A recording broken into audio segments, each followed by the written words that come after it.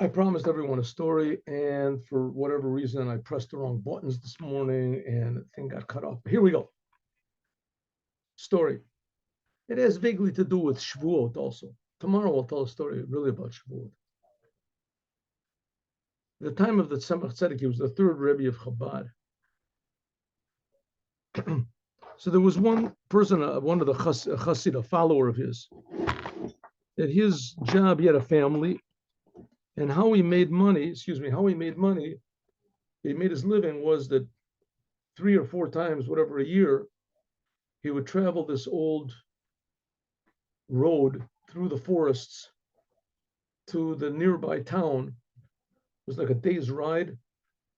And there was a big market, and he had a wagon full of trinkets and buttons and needles and small things. And he would take it to the marketplace and he would sell it. And that's how he would make enough money to last him until the next market day. Well, once he was driving and was thinking about how miserable it is that he has to do this terrible job. But it's a job. What can you do? You have to be in the world. You have to work. It was terrible in the market. You see all these not nice things and hear all these people saying also not nice language. But that's his job. So as he drove by, as he was driving, suddenly caught his eye this pathway off to the side. And he made a quick calculation and he said, listen, if I walk down this path for about 2 hours, as I'll get to the city of Lubavitch. And that's where my Rebbe is, the Rebbe that Tzemach Tzedek, Rebbe Menachem Mendel, the third Rebbe of Chabad. He said, but how can I go down there? I can't leave my carriage all alone, but I have to see the Rebbe. I'm just sinking down spiritually. After a short inner battle, turmoil within himself, as he decided that he's going to go. So he took the horse. First of all, he took the wagon with the horse, pulled the wagon into some sort of a thicket. And he undid the horse, tied the horse up to a place where there was a lot of grass and food and whatever. And he took his garments, because in any case, he was going to be in this marketplace for the few days. It happened to be that it was the day before the holiday of Shavuot. And this market that he was going to open up like the day after Shavuot or whatever, but he had to be there early on time. So he left covered the wagon over with he had a tarp or whatever, a canvas, put it over the wagon, tied it down, and put the horse a little bit of a distance away, and tied him also, and prayed to God that there wouldn't come along thieves and take the wagon, which was almost impossible because anyone who saw that would. But it was, it was possible. Maybe nobody would pass by, nobody would steal it. And he went to the Tzemach Tzedek. He walked there and he was so happy. He saw his friends, he saw this, and somebody immediately found him a place where he could stay. But he didn't want the Tzemach Tzedek, the Rebbe, to really know what he had done, because in the end, he was jeopardizing his income, jeopardizing his family, and also all of his wares. If they all got stolen, what would he do for the next 3 months until the next till the coming the market day? But his urge, his spiritual urge, his Jewish urge was so great that he just had to connect back to his feeling of being a Jew, so that he could be at least productive, positive in this turbulent world. So he went. So he went to the Tzemach Tzedek, and sure enough, that night of Shavuot, was very happy, was rejoicing. And the whole holiday, he sort of kept a low profile. He just watched the Tzemach Tzedek from a corner. And he was pretty sure that the Tzemach Tzedek, that the Rebbe, didn't really notice him.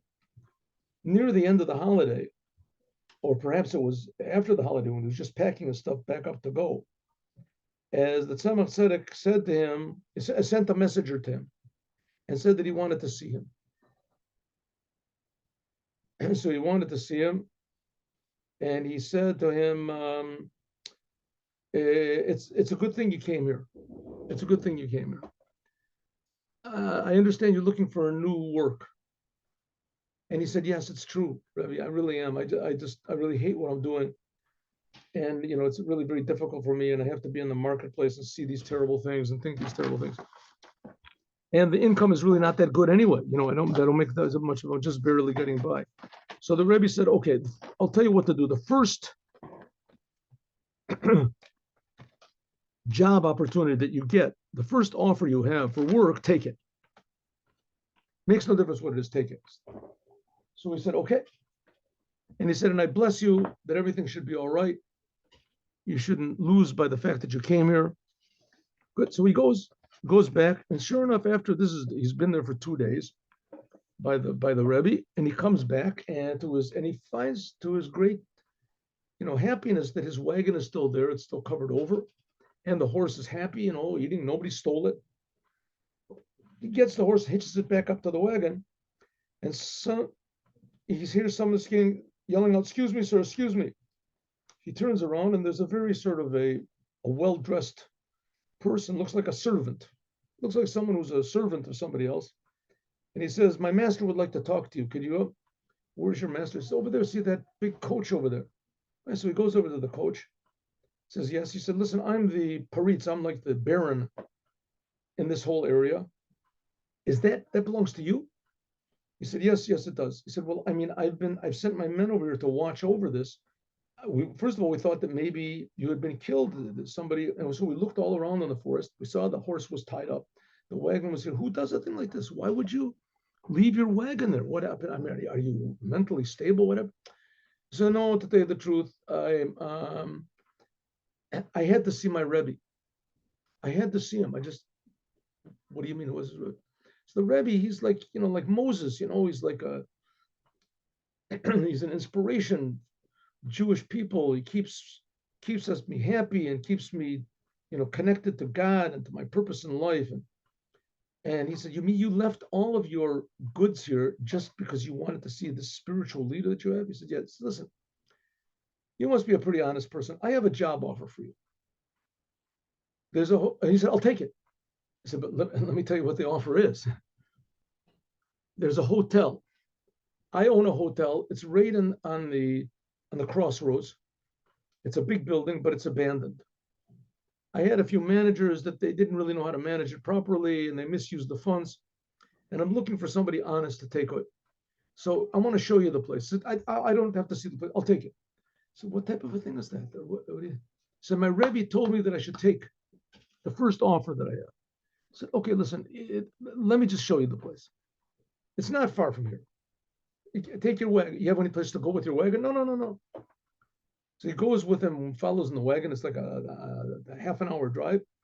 This big, huge hotel right on the corner. There's nothing around it. There's like a little sort of a village nearby or something. And he takes him inside, and sure enough, it's all dusty and it's, the paint is peeling a little bit, but it's really nice. It's the place is basically clean and everything is working. And so he said, I'll give it to you for 10,000 rubles, which is like, a pittance of price. He said, 10,000 rubles, that's, this place is worth at least 10 times that much, but I don't have anything. He says, no problem. You take it over. I'll even give you a loan so you can fix it up.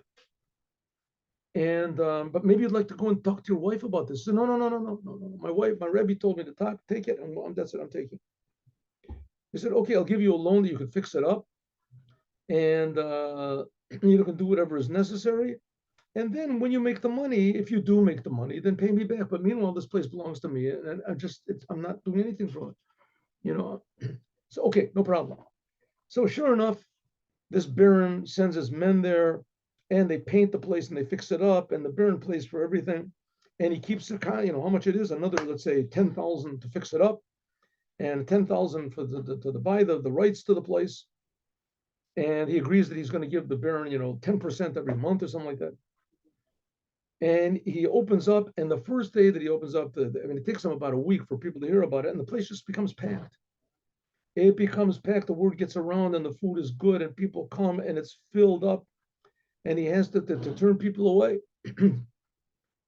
And once in a while, this baron comes. Oh, it's very yes. Here's your money back. It's took him like 3 months to do to pay him back. Meanwhile, I guess this goes into the next year. So he's there for about a year, a little bit more. And a group of Jews come up. They say, "Listen, we're Jews. We live in this town over here, and we want to tell you that you should get out of here as fast as possible." So he said, "What do you mean get out of fast?" He says, "Because this place is cursed. I mean, you'll be here for a few months, a year, something like that, and then you'll start to get weak." He said, "You see that building over there? See that building over there in the trees?" Yeah, he said, "There's a bunch of witches and sorcerers. They live there, and they live off of the energy that they suck out of the owners that come to this place. It takes them a little while, but you'll see that they'll take all of your life, they'll take away your soul, and that they're totally evil people. We're telling you right now, get the money and get out of here. You have to leave."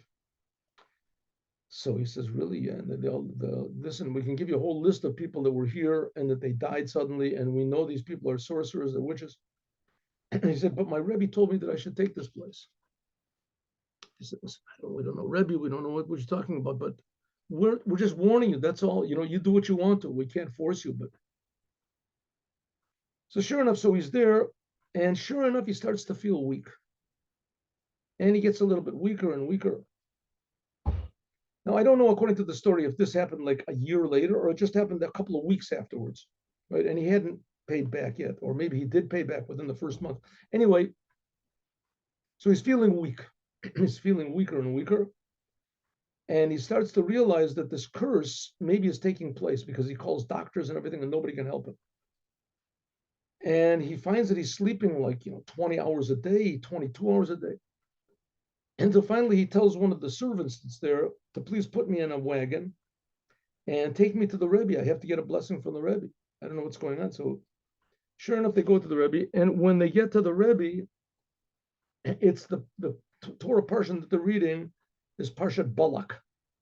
Balak is like a few weeks from now. So I don't know if this thing took a year and a few weeks or if it was just in a matter of a few weeks. In any case, they got there and there was Parshat Balak. What is Balak? Balak is the Torah portion where he's a king. Balak is a king, and he takes a man called Bilam, who's like the arch sorcerer in the world of all time, to curse the Jewish people, because whoever he curses, the curse always works.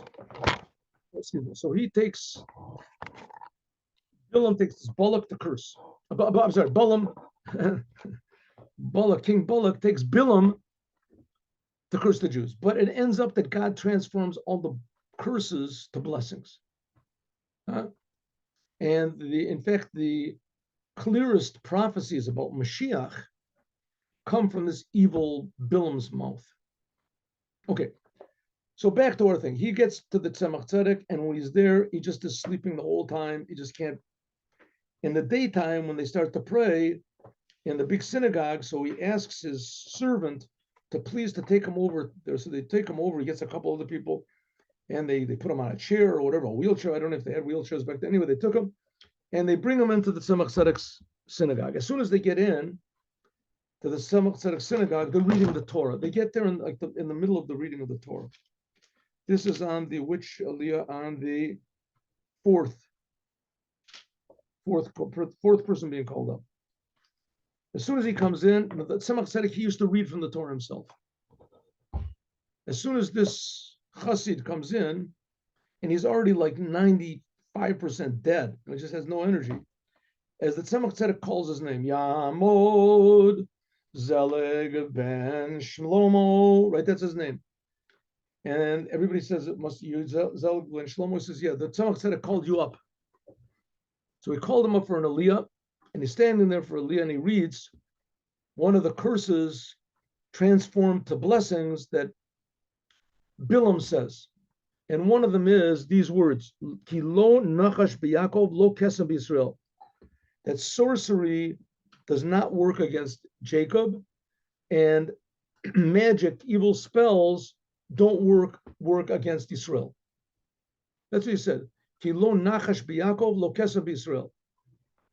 sorcery and witchcraft don't work on this. And he said the same sentence over like 6, 7 times. Lo nachash b'Yaakov, lo kesem b'Yisrael, lo nachash b'Yaakov, lo kesem b'Yisrael, lo nachash b'Yaakov, lo kesem b'Yisrael. No one understood what was going on, but the Tzemach said it.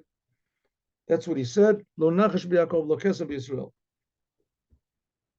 And he finished the reading of the Torah, and this fellow, as much as he could remain conscious, so he finished the prayers, whatever, and they took him back to his room, went to sleep. Then after that Shabbat, so the Tzemach said, called him in again to his room. Now he was already feeling a little bit better. And he said, Lo nachash b'Yaakov, lo kesem b'Yisrael. No nachash b'Yaakov, lo kesem b'Yisrael. He said it over several times. This fellow didn't have any idea what was going on, what the Rebbe was talking about. But he did know that he was feeling a little bit better. And he felt a little more alive. And he got in the carriage and they drove back home, which was a couple of hours, however long it was. And when they got back, he was already feeling a lot better. A lot better. And all the townspeople were there and they all came to meet him. And they said, where were you this Shabbat? Where were you? He said, I went to the Rebbe. The Rebbe said, wow, it's a good thing what you missed. What you missed, you have no idea. So I don't know. You're right. I have no idea. What did I miss? Said all those sorcerers and witches and evil magicians, and suddenly in Shabbat in the daytime, it was exactly the time that the Tzemach Tzedek was reading this from the Torah. They got into some sort of an argument between them, and one ran in and he got a knife, and the other got a spear, and one got a sword, the other got a club, and the other got bow and arrows, and they just started hacking away at each other and stabbing and cutting, and it was just, a bloodbath. And they all died. They all killed each one. Some of them, it took a couple hours for them to die, to bleed to death, but nevertheless, all of them get killed. Said, I don't know what exactly happened. And he realized that that's the whole reason that the Tzemach Tzedek sent them there, because these people were destroying the whole area, and who knows how much more they could destroy with their witchcraft and their magic. And therefore, the Tzemach Tzedek, the third Rebbe of Chabad, had to do this trick in order to eliminate them. To send this Chassid, and the Chassid had to suffer, and then through that, the Tzemach Tzedek was able to evoke the powers of truth and life in order to destroy their evil ways. And so it should be with us that the Rebbe, I'll tell you a short thing. I know somebody that was part of a terrible cult. It's still going on. They called themselves the Orange People. This was in Oregon, with this guy from India that called himself the Rajneesh or Bhagwan or whatever. And it was just terrible. I mean, it was terrible. And I know somebody that was in there. He told people to make operations on their sexual organs so that they wouldn't give birth to children, so that they could just have pleasure. And that was the whole big thing. It was pleasure. You just be the pleasure. Eventually, people started getting AIDS, and the whole thing broke down. It all broke apart, and they pursued him for evasion of tax evasion. Anyway,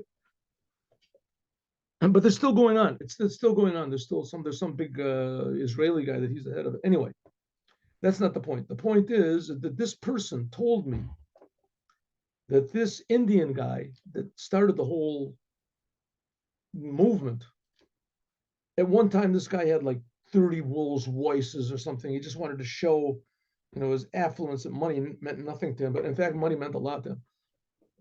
He had 40 Rolls Royces and so on. And he gave these lectures. He was a very intelligent person, a very good speaker. He was very knowledgeable about things. I heard a tape that he made about the Chassidic movement, which was totally wrong. Everything he said was totally wrong that he said. But he said it with such authority and such a mysterious way, as though he really knew the truth, and we're so lucky that we can hear. Anyway, but in one of his lectures, this person told me that one of his lectures said that the only thing in the world that's stopping me from world conquest, that's what he said. The only thing in the world that's stopping me is this rabbi in New York, this rabbi of Lubavitch. He's the only thing that's stopping me.